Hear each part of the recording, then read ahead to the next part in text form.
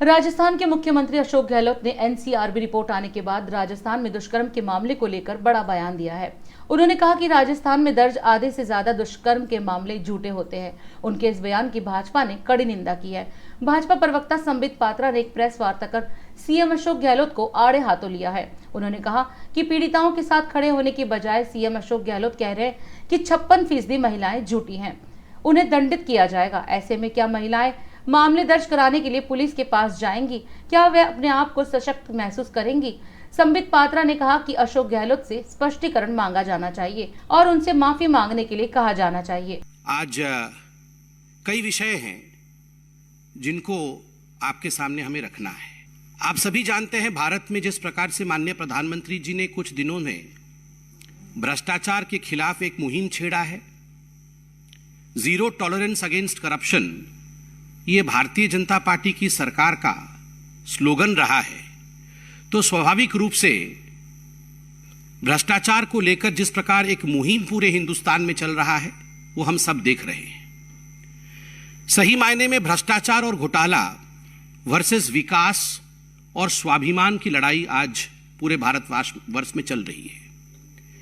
आज एक प्रमुख खबर सामने आया है और ये खबर नेशनल हेराल्ड को लेकर है। आप सभी जानते हैं कि जहां तक नेशनल हेराल्ड का विषय है, 2013 से नेशनल हेराल्ड पर केस चल रहा है और सोनिया जी और राहुल जी अक्यूज नंबर 1 और अक्यूज्ड नंबर 2 दोनों ही बेल पर बाहर हैं। और अभी कुछ दिनों पहले जब जांच एजेंसियों ने दोनों मां बेटे को बुला करके पूछताछ किया था, तो पूरे देश में किस प्रकार का एक माहौल बनाने की कोशिश कांग्रेस ने की थी, वो भी हमने देखा था। The Congress tried to be disruptive. The Congress tried, in fact, to pressurize the investigative agencies. And the Congress spread mayhem. पूरे हिंदुस्तान में एक दंगा और बलवा करवाने की कोशिश कांग्रेस की रही थी। कहीं टायर जल रहे थे तो कहीं उनके कार्यकर्ता दंगा कर रहे थे। पार्लियामेंट में भी पार्लियामेंट को पूरी तरह से ठप करने का प्रयास कांग्रेस पार्टी कर रही थी। दुख और आश्चर्य का विषय है कि जिस कांग्रेस पार्टी ने एक परिवार को बचाने के लिए नेशनल हेराल्ड का पूरे विषय में जांच एजेंसी के खिलाफ काम कर रही थी, आज एक बहुत बड़ा खुलासा उसी नेशनल हेराल्ड केस में हुआ है। 2013 का यह केस है, किंतु 1960 में कांग्रेस के अंदर ही 4 बार के उनके उत्तर प्रदेश के मुख्यमंत्री आदरणीय चंद्रभानु गुप्ता, जो उत्तर प्रदेश के 50 से 60 के दशक के बीच में एक बहुत बड़े लीडर हुए, नेता हुए, जो 4 बार के उत्तर प्रदेश के मुख्यमंत्री कांग्रेस की तरफ से रहे, अब उनकी एक किताब छपी है विगत वर्ष। गुप्ता जी को स्वर्ग सिधारे 4 दशक हो चुका है, मगर उन्होंने अपनी जीवनी लिखी थी। जीवनी का नाम है सफर कहीं रुका नहीं, झुका नहीं। उनके इस जीवनी में जो उन्होंने दशकों पहले लिखा था, 60 के दशक में लिखा था, उनकी मृत्यु भी हो गई है, अब वो जीवनी छपी है। और उस जीवनी में जब नेशनल हेराल्ड के बारे में आप पढ़ेंगे तो अंग्रेजी में एक कहावत है, डेजा वू। आपको ऐसा लगेगा मानो हू बहू वही सब कुछ आज फिर से रूपांतर हो रहा है, फिर से उसी कहानी को दोहराई जा रही है।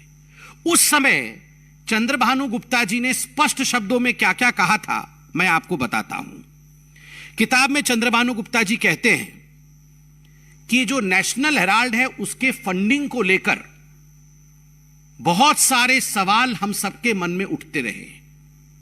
जिस प्रकार से ये नेशनल हेराल्ड है, ये कोई कांग्रेस की पत्रिका नहीं है। चंद्रभानु गुप्ता जी कहते हैं ये कोई स्वतंत्रता संग्रामियों के लिए या भारतवर्ष की कहानी को प्रतिपादित करने की कोई अखबार नहीं है। ये अखबार जो है, ये केवल नेहरू, जवाहरलाल नेहरू और इंदिरा गांधी को महिमा मंडित करने के लिए है, और इसके लिए जो फंडिंग की जाती है उसमें गड़बड़ है। सबसे बड़ा विषय महिलाओं के सशक्तिकरण और महिलाओं के स्वाभिमान को लेकर जिस प्रकार राजस्थान के मुख्यमंत्री ने हमला किया है, उसकी भी भारतीय जनता पार्टी निंदा करती है। आप सब जानते हैं कि एनसीआरबी की डाटा अगस्त 29 को निकला था। एनसीआरबी की डाटा के मुताबिक दुखद विषय है कि कांग्रेस पार्टी द्वारा शासित राजस्थान आज जहां तक बलात्कार और रेप के मामले हैं उसमें सर्वाधिक आगे है। वो नंबर 1 पोजीशन में है इंडिया में। 6,340 रेप के केस 2021 में हुए हैं। जिस प्रकार का परफॉर्मेंस लॉ एंड ऑर्डर को लेकर राजस्थान का रहा है, जब अशोक गहलोत जी से इस पे सवाल पूछा गया तो मुझे तकलीफ हो रही है। अशोक गहलोत जी ने जिस प्रकार का जवाब दिया, दैट वाज क्वाइट इनसेंसिटिव। वो महिलाओं को लेकर असंवेदनशील था। अशोक गहलोत जी ने कहा कि कोई फॉरेनर या बाहर के लोग आके रेप नहीं करते हैं, ये तो घर वाले ही कर देते हैं। लड़की के जो अपने रिश्तेदार होते हैं, जानकार होते हैं, वो तो घर वाले ही ऐसा काम करते हैं। और 56% केस ऐसे हैं जो लड़कियां झूठ बोलती हैं, उनके रेप नहीं होते हैं, वो आके झूठे केस दर्ज करती हैं। और ऐसी लड़कियों के ऊपर कार्यवाही करूंगा मैं। विक्टिम्स जो हैं, जिनके साथ अन्याय हुआ, उनके साथ खड़े होने के बदले, उनके मनोबल को बढ़ाने के बदले अगर एक मुख्यमंत्री इस प्रकार का बयान देगा कि 56% लड़कियां झूठी है और उनको मैं दंडित करूंगा, तो क्या महिलाएं जाकर पुलिस स्टेशन में रिपोर्ट दर्ज करा पाएंगी? क्या महिलाएं सशक्त महसूस करेगी राजस्थान में? क्या महिलाएं निडर होकर, निर्भीक होकर अपने विषय को कानून के सामने प्रतिपादित कर पाएंगी? कदाचित नहीं।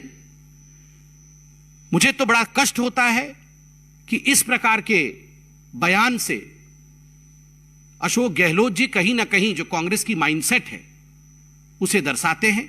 और मैं निवेदन करूंगा आप सभी पत्रकारों से भी कि इस विषय को लेकर अशोक गहलोत जी से क्लैरिफिकेशन जरूर मांगा जाए, उनसे माफी जरूर मांगी जाए। सभी देशवासियों को गणेश चतुर्थी की हार्दिक शुभकामनाएं। और अधिक खबरों के लिए आप हमारे YouTube चैनल दैनिक इंडिया दर्पण को अभी सब्सक्राइब करें और नोटिफिकेशन के लिए बेल आइकन को प्रेस करना ना भूलें।